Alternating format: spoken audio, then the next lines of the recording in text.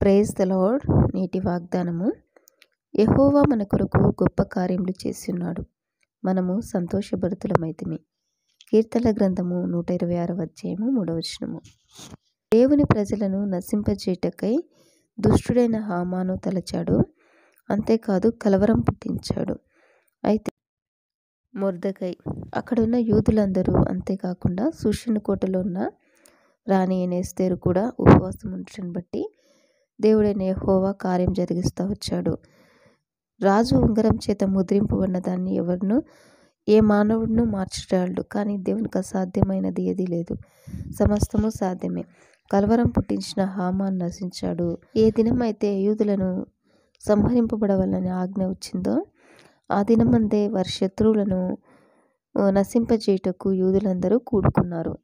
రాజు చేసిన తీర్మానమును బట్టి అక్కడున్న యూదులందరికీ ఆనందము, సంతోషం కలిగెను. కనుక దేవునికి అసాధ్యమైంది ఏదీ లేదు.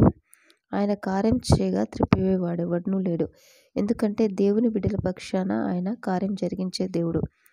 దేవా, నీ నీతి ఆ మహాకాశమంత ఉన్నతమైనది. గొప్ప కార్యములు చేసిన దేవా, నీతో సాటి అయిన వాడెవడు?